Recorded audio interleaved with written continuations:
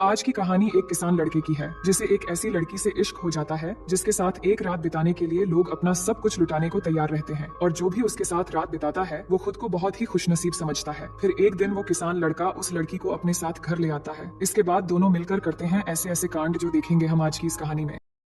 कहानी की शुरुआत साल 1850 में कैलिफोर्निया के रॉकीज नाम के एक छोटे से शहर से शुरू होती है। यहाँ एंजल नाम की एक बेहद खूबसूरत लड़की रहती है, लेकिन वो एक ऐसी लड़की है जिसके साथ रात बिताने के लिए लोगों को लॉटरी के जरिए चुना जाता है। जिसका नंबर निकलता है वो खुद को बहुत खुशनसीब समझता है। अब यहाँ पर एंजल को देखते हैं जो मजबूर और लाचार नजर आती है। उसे अपने बचपन के दिन याद आते हैं जहाँ वो अपनी माँ नीना के साथ रहती थी और उस दिन वो बहुत खुश थी क्योंकि उसके पिता एलेक्स उससे पहली बार मिलने आने वाले थे। पर जब एलेक्स आता है तो वो अपनी बेटी से सही से बात भी नहीं करता और उसे कमरे से बाहर जाने को कहता है और नीना से कहता है तुम मेरे घर में सिर्फ रहती हो, लेकिन मैंने तुमसे शादी नहीं की और ना ही करूंगा। मैंने कहा था ये बच्चा मुझे नहीं चाहिए क्योंकि ये नाजायज बच्चा है। ये सुनकर नीना गुस्से में भड़क उठती है जिससे एलेक्स भी गुस्से में आकर उसे बहुत मारता है और फिर वहाँ से चला जाता है। पर ये सब एंजल ने बाहर से सुन लिया था और अपने पिता का ये रूप देखकर वो रोने लगती है। फिर उसकी माँ बाहर आकर उसे समझाती है कि इसमें तुम्हारी कोई गलती नहीं है, मैं इस दुनिया में सबसे ज्यादा प्यार तुमसे करती हूँ। अब कुछ दिन बाद नीना को एलेक्स से एक खत मिलता है जिसमें लिखा होता है कि उसने उनके लिए सभी रास्ते बंद कर दिए हैं, उसने घर भी बेच दिया है और उनसे कभी ना मिलने का फैसला कर लिया है। इसके बाद नीना अपनी बेटी को लेकर घर छोड़ देती है और अपना गुजारा करने के लिए अपने सारे गहने बेचने के लिए जॉन नाम के एक जौहरी के पास जाती है। लेकिन जॉन कहता है कि ये गहने नकली हैं, जिनकी कोई कीमत नहीं है, लेकिन तुम खुद बहुत कीमती हो। अगर तुम मेरे लिए काम करोगी तो तुम्हें पैसे मिल सकते हैं और यहाँ रहने की जगह भी मिल जाएगी। नीना अपनी मजबूरी की वजह से जॉन की बात मान लेती है। इसके बाद जॉन सबसे पहले नीना से इंटीमेट होता है और फिर उसे काम पर लगा देता है ताकि वो दोनों पैसे कमा सकें। लेकिन कुछ ही दिनों बाद नीना को एक गंभीर बीमारी हो जाती है और कुछ दिनों में उसकी मौत हो जाती है। अपनी माँ को इस हालत में मरते देख एंजल बहुत रोती है, लेकिन वो खुद भी बेसहारा थी। अब आगे एंजल किस तरह शहर के लोगों के बीच एक महंगी लड़की बनती है ये हमें आगे पता चलेगा। अब कहानी प्रेजेंट में आती है जहां हम माइकल नाम के एक किसान को देखते हैं। वो अपने खेतों का सारा काम अकेले करता है और एक समझदार और धार्मिक लड़का है जो रोज चर्च जाकर प्रार्थना करता है। पर आज वो गॉड से अपने लिए एक लाइफ पार्टनर मांगता है जो उसे सच्चा प्यार करे और हमेशा उसका साथ दे। उसी दिन शाम को जब माइकल अपना सामान बेचने के लिए शहर जाता है तो उसकी नजर एंजल पर पड़ती है जो घूमने के लिए बाहर निकली थी और पहली ही नजर में एंजल उसे बहुत अच्छी लगती है। माइकल अपने दोस्त से एंजल के बारे में पूछता है तो वो बताता है कि एंजल इस शहर के एक पैलेस में रहती है और वो यहाँ की सबसे खूबसूरत और महंगी लड़की है जिसके साथ रात बिताने के लिए लोगों की लाइन लगी रहती है। ये सुनकर माइकल को अजीब लगता है, लेकिन वो सोचता है कि चाहे उसका बैकग्राउंड कुछ भी हो, एक बार उससे जरूर मिलना होगा। अब शाम को जब एंजल की एक शिफ्ट खत्म होती है तो वहाँ की बॉस डचेस का एक बॉडीगार्ड आता है जो हर शिफ्ट के बाद कमाई लेने आता है, लेकिन उसे कमाई कम लगती है, इसलिए वो एंजल से बदतमीजी से पूछता है तुमने और सोना कहाँ छुपाया है। एंजल भी गुस्से में आकर उसे गालियां देती है, जिसके बाद वो उसे पीटना शुरू कर देता है और उसे बाथटब में डुबोने लगता है। तभी डचेस वहाँ आकर उसे रोकती है और बॉडीगार्ड से कहती है अगर एंजल को एक खरोंच भी आई तो नीचे खड़े लोग तुम्हें नहीं छोड़ेंगे। अब गुस्सा छोड़ो और जल्दी उसे दूसरे शिफ्ट के लिए तैयार करो। थोड़ी देर बाद एंजल फिर से अपने काम के लिए तैयार होती है और इस बार माइकल उससे मिलने आता है। एंजल उससे पूछती है मैं तुम्हें कैसे खुश कर सकती हूँ, तो वो कहता है मैं तुमसे सिर्फ बात करने आया हूँ, मैं दूसरों की तरह नहीं बल्कि एक किसान हूँ और अपने फार्म पर काम करता हूँ। फिर वो एंजल को शादी का प्रपोजल करता है, लेकिन एंजल ये सुनकर हंस पड़ती है और कहती है ये इस हफ्ते का 5वां प्रपोजल है, मेरे पास ऐसे कई लोग आते हैं जो मीठी मीठी बातें करते हैं। अब माइकल का समय खत्म हो जाता है और एंजल उसे रूम से बाहर निकाल देती है, लेकिन अगले दिन माइकल 2 गुना पैसे देकर एंजल से फिर मिलने आता है। वो एंजल से कहता है मुझे पहली नजर में ही तुमसे प्यार हो गया था और मैं चाहता हूँ कि तुम मेरे साथ चलो, हम शादी करके हमेशा साथ रहेंगे। एंजल उसकी बातों को सीरियसली नहीं लेती है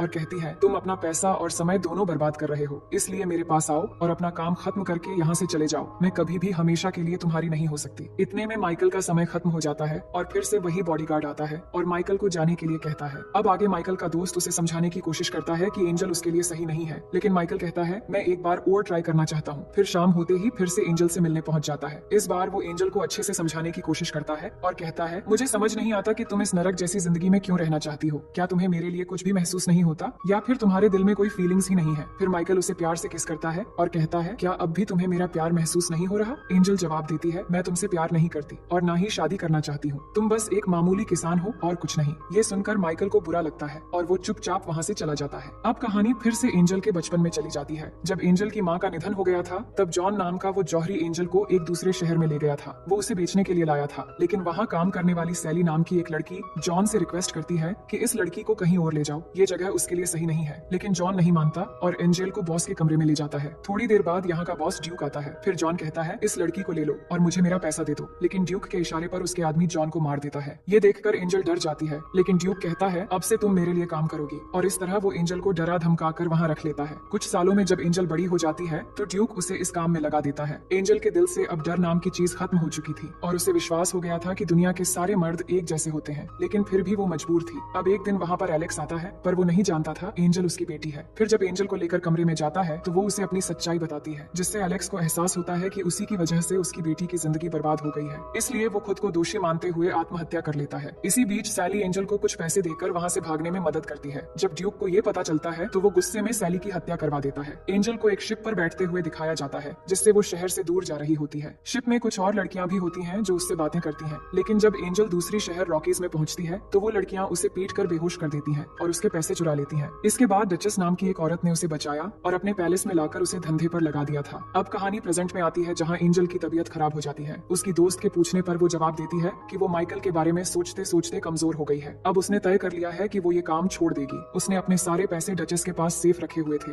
इसलिए वो डचेस से अपने पैसे मांगने जाती है। लेकिन डचेस कहती है, यहाँ से जाने के बाद तुम क्या करोगी? मैं तुम्हें यहाँ अच्छा खाना, कपड़े और रहने की जगह देती हूँ, बाहर तुम्हें क्या मिलेगा? लेकिन एंजल ने अपना मन बना लिया था। वो कहती है, मेरे पैसे मुझे दे दो। इस पर डचेस गुस्से में आ जाती है और कहती है, मैं तुम्हें कुछ भी नहीं दूंगी। एंजल को भी गुस्सा आ जाता है और वो डचेस पर चिल्लाने लगती है। इसके बाद डचेस अपने आदमी को बुलाती है और कहती है, एंजल को सबक सिखाओ। जिसके बाद वो आदमी एंजल को ले जाकर बहुत मारता है। उसी रात माइकल को सपना आता है कि एंजल के साथ कुछ बुरा हो रहा है। अगली सुबह वो पैलेस पहुंच जाता है और देखता है कि एंजल की हालत बहुत खराब है। उसे बहुत गुस्सा आता है और वो डचेस से कहता है, अब मैं इसे यहाँ से लेकर जा रहा हूँ। लेकिन डचेस कहती है, एंजल पर मेरा कर्ज है और कर्ज चुकाए बिना वो कहीं नहीं जा सकती। जो सुनकर माइकल डचेस को एंजल के कर्ज से 3 गुना ज्यादा पैसे दे देता है। फिर वो एंजल को अपनी माँ की अंगूठी देकर कहता है, क्या तुम मुझसे शादी करोगी? जिस पर एंजल हाँ कहती है। इसके बाद माइकल एंजल को अपने फार्म पर ले जाता है। मार की वजह से उसकी हालत बहुत खराब थी। वो माइकल से कहती है, तुमने डचेस को बहुत सारे पैसे दे दिए। माइकल कहता है, उसकी परवाह मत करो, मुझे बस तुम्हें उस जगह से बचाना था। लेकिन एंजल वो अंगूठी वापस कर देती है और कहती है, मैं ठीक होने के बाद तुम्हारे सारे कर्ज चुका दूंगी और फिर यहाँ से चली जाऊंगी, पर मैं शादी करके किसी के गुलाम नहीं बनूंगी। माइकल ये सुनकर हंसता है और कहता है, शादी करना कोई गुलामी नहीं है। फिर वो उसे पहनने के लिए कुछ कपड़े देता है, जिस पर एंजल पूछती है, क्या ये तुम्हारी वाइफ के हैं? माइकल कहता है, ये मेरी बहन के थे, पर 1 साल पहले उसकी मौत हो गई। अब उसका पति पॉल और मैं यहाँ रहते हैं, लेकिन इस समय पॉल दूसरे शहर में है। इसके बाद एंजल उठने की कोशिश करती है, पर उसकी हालत खराब होने की वजह से वो गिर जाती है। फिर माइकल उसका ख्याल रखने लगता है और इस तरह 3 हफ्ते गुजर जाते हैं, जहाँ एंजल अब ठीक हो चुकी थी। अब रात के समय जब माइकल उसे देखने आता है तो एंजल उसे अपने पास बुलाती है और कहती है, अब तुम्हारा कर्ज चुकाने का वक्त आ गया है, और माइकल को इंटीमेट होने के लिए कहती है, पर वो मना कर देता है और कहता है, मैंने तुम्हें इसलिए नहीं बचाया था। मैं चाहता हूँ कि मेरे दिल में तुम्हारे लिए जो एहसास है वो तुम्हारे दिल में भी हो, और जब तक ऐसा नहीं होता तब तक मैं तुम्हारे करीब नहीं आऊंगा। दोनों और भी बातें करते हैं। एंजल कहती है, जब मैं छोटी थी तब मेरी माँ गॉड से बहुत प्रार्थना करती थी, लेकिन फिर भी उन्हें नरक जैसी जिंदगी मिली, इसलिए मुझे गॉड पर विश्वास नहीं है। अगली सुबह जब माइकल फार्म में काम कर रहा था तो एंजल जाकर उससे कहती है, मैं तुम्हारी बीवी वाला काम नहीं संभाल सकती, लेकिन जब तक यहाँ हूँ तुम्हारे साथ फार्म में काम कर सकती हूँ। जिस पर माइकल भी मान जाता है। इसके बाद वो उसे खेती की कई चीजें सिखाता है, जैसे कि अंडे लाना और मुर्गी पालना, और मछली पकड़ने के साथ साथ कई काम भी सिखाता है। इन सब कामों में एंजल को भी मजा आने लगता है। फिर एक रात माइकल उसे जगाकर कहता है, चलो हमें कहीं जाना है। एंजल कहती है, थोड़ी देर बाद सुबह होने वाली है, अब रात को कहाँ ले जाओगे? जिसके बाद माइकल उसे एक पहाड़ी पर ले जाता है और वहाँ से खूबसूरत सनराइज दिखाता है और कहता है, मैं तुम्हें ऐसी ही जिंदगी देना चाहता हूँ जिसमें बहुत सारे रंग होंगे, ठीक इसी सनराइज की तरह। एंजल कहती है, अगर तुम मेरी जिंदगी का आधा सच भी जान लोगे तो मुझसे नफरत करने लगोगे। इस पर माइकल कहता है, वो जिंदगी तुमने नहीं चुनी थी, लेकिन अब तुम अपनी मनचाही जिंदगी चुन सकती हो। पर एंजल कहती है, मुझे पता भी नहीं कि मैं यहाँ पर क्यों हूँ। तुम मुझे अपनी बीवी तो मानते हो, पर मेरे करीब नहीं आते। माइकल बताता है, मैं बस इंतजार कर रहा था तुम्हारे दिल में वो एहसास होने का। जिसके बाद दोनों किस करने लगते हैं। फिर दोनों घर चले आते हैं। घर आकर माइकल पहली बार एंजल के साथ इंटीमेट हो जाता है और दोनों इस पल को बहुत एंजॉय करते हैं। अब अगले दिन फार्म में पॉल आता है और माइकल से मिलता है। पॉल अपने काम के लिए दूसरे शहर गया था और वो बहुत दिनों बाद लौटा है। दोनों एक दूसरे का हालचाल पूछते हैं और माइकल कहता है कि मैंने शादी कर ली है। इसके बाद वो जब पॉल को एंजल से मिलवाने ले जाता है तो पॉल उसे देखकर पहचान लेता है, पर इस वक्त वो कुछ भी नहीं कहता। फिर माइकल के जाने के बाद वो एंजल से बात करता है और कहता है, मैं अच्छे से जानता हूँ कि तुम कौन हो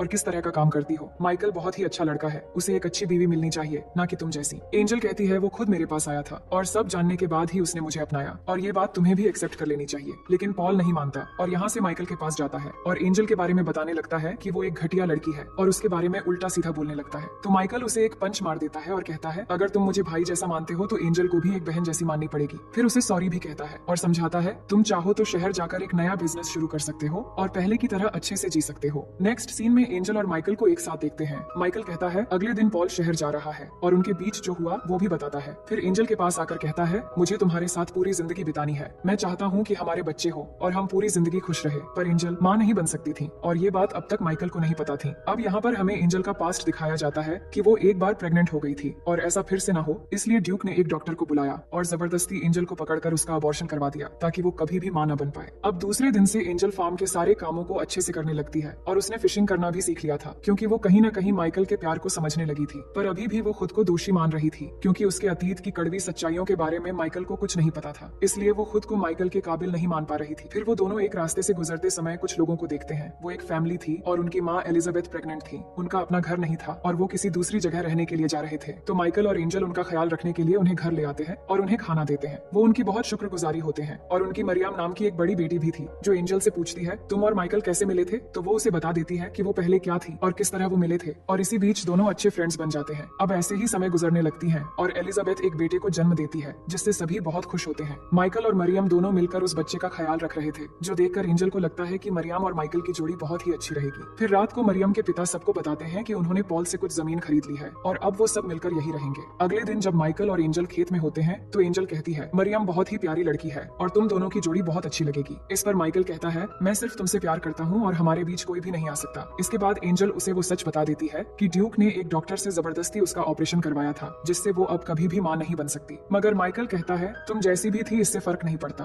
मैं तुमसे बहुत प्यार करता हूँ और ये कभी भी नहीं बदलेगा और हमें कभी भी उम्मीद नहीं छोड़नी चाहिए क्योंकि कभी भी कुछ भी हो सकता है। पर एंजल ने ये मान लिया था कि ऐसा कुछ भी नहीं होगा, ना वो कभी माँ बन सकती है और ना ही माइकल की एक अच्छी बीवी। उसके बाद हम दोनों को डिनर करते हुए देखते हैं जहाँ एंजल कहती है कि मुझे उस जगह ले चलो जहाँ पर हमने सनराइज देखा था। फिर दोनों वहाँ जाकर सनसेट देखते हैं और उस पल को यादगार बनाने के लिए दोनों वहीं पर इंटीमेट हो जाते हैं। फिर अगली सुबह एंजल मरियम के लिए एक लेटर लिखती है और उसमें माइकल की अंगूठी रखकर सबके जागने से पहले एक आदमी के साथ शहर चली जाती है। इसके बाद मरियम को वो लेटर मिलती है जिसमें लिखा होता है कि माइकल और मरियम की एक खूबसूरत जोड़ी बन सकती है और वो हमेशा खुश रहेंगे। फिर मरियम वो लेटर माइकल को दिखाती है और कहती है तुम्हें जाकर उसे रोकना चाहिए, पर माइकल कहता है मैंने उसके लिए सब कुछ किया और उसे अपने प्यार का एहसास भी दिलाया, अब ये उसकी जिंदगी है और वापस आने का फैसला भी उसी को करना होगा। वही एंजल शहर के एक होटल में पहुंचती है और होटल ऑनर से कहती है अगर आपको किसी कुक की जरूरत है तो मैं वो काम कर सकती हूँ, पर मुझे यहाँ रहने के लिए जगह भी चाहिए। ये सुनकर होटल ऑनर मान जाता है। अब एंजल वहाँ काम पर लग जाती है, पर उसी दिन ही ड्यूक का एक आदमी उसे वहाँ काम करते हुए देख लेता है। उसी रात को होटल में आग लग जाती है और सब कुछ जल जाता है। अगले दिन एंजल जले हुए सामानों को समेट रही थी,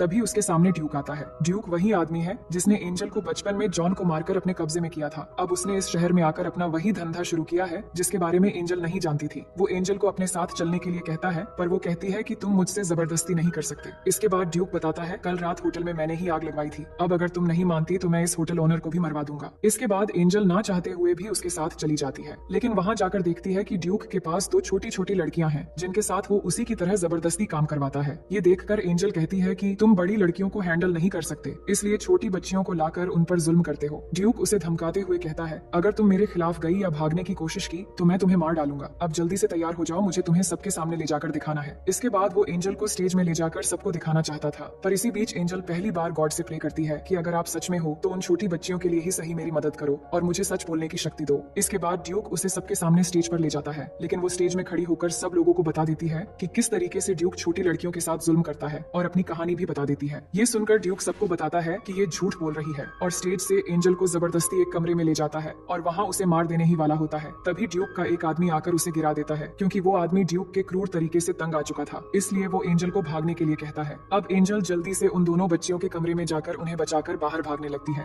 ये देखकर सभी लोग समझ जाते हैं कि ड्यूक तो सच में एक बेरहम है जो छोटी बच्चियों के साथ जुल्म करता है। जिसके बाद सभी लोग भड़क जाते हैं और ड्यूक को मारने के लिए बढ़ने लगते हैं। ड्यूक भाग रहा होता है, लेकिन सभी लोग उसे चारों तरफ से घेर लेते हैं और उसे पकड़कर फांसी देकर मार डालते हैं। अब आगे इस घटना के 3 साल बाद के समय दिखाया जाता है जहाँ पर हम पॉल को एक दूसरे शहर में देखते हैं। यहाँ पर अचानक वो एंजल को देखता है, फिर उसका पीछा करते हुए एक बड़े स्कूल में पहुंच जाता है। अंदर जाकर इंक्वायरी करता है तो एंजल उसे मिल जाती है। इसके बाद वो एंजल से पूछता है कि ये सब क्या है और तुम यहाँ पर क्या कर रही हो। एंजल बताती है कि ये एक स्कूल है जहाँ मेरी तरह जो लड़कियां नई शुरुआत करना चाहती हैं उन्हें यहाँ शिक्षा दी जाती है। ये सुनकर पॉल को बहुत अच्छा लगता है। फिर वो माइकल और मरियम के बारे में पूछती है, जिस पर पॉल कहता है कि मरियम अब मेरी वाइफ है और अब वो माँ बनने वाली है। तुमने सोचा था कि वो दोनों एक हो जाएंगे, लेकिन माइकल ने हमेशा मरियम को अपनी बहन की तरह माना और वो अब भी तुम्हारा इंतजार कर रहा है और अभी भी तुमसे बहुत प्यार करता है। ये सुनकर एंजल बहुत दुखी हो जाती है क्योंकि वो चाहती थी कि माइकल एक नेक लड़की के साथ अपनी जिंदगी बिताए। इसके बाद पॉल उसे वापस चलने के लिए रिक्वेस्ट करता है और कहता है मैं 4 बजे यहाँ से जाने वाला हूँ, तुम चाहो तो मेरे साथ चल सकती हो। दूसरी तरफ हम माइकल को देखते हैं जो अपने खेतों में काम कर रहा होता है। तभी वो एंजल को देखता है कि वो वापस आ गई है। एंजल उसके पास आती है और अपना असली नाम बताती है कि मेरा नाम सारा है, जो मैंने आज तक किसी को भी नहीं बताया। मैं सिर्फ ये कहने आई हूँ कि मैं तुमसे बहुत प्यार करती हूँ और मैंने जो भी तुम्हारे साथ किया उसके लिए मुझे माफ कर देना। मेरी वजह से तुम्हें बहुत तकलीफ हुई है। माइकल कहता है, इन्हीं तकलीफों की वजह से हमें ये खूबसूरत पल मिला है और अब हम एक साथ हैं। फिर वो अपनी माँ की रिंग, जो अब तक उसने संभाल के रखा था, वो एंजल को दे देता है और अपनी जिंदगी में उसे वेलकम करता है। इसके बाद दोनों बहुत खुश होते हैं और एक दूसरे को किस करने लगते हैं। इसके बाद हमें कुछ सालों बाद का सीन दिखाया जाता है, जहाँ माइकल फिशिंग कर रहा था, तभी वहाँ एंजल आती है और हम देखते हैं कि एंजल प्रेग्नेंट है और उनका एक छोटा सा बेटा भी है, यानी कि एंजल अब ठीक हो गई है। और इसी के साथ कहानी यहीं पर खत्म हो जाती है। तो दोस्तों, मैं उम्मीद करती हूँ कि ये कहानी आपको बेहद पसंद आएगी।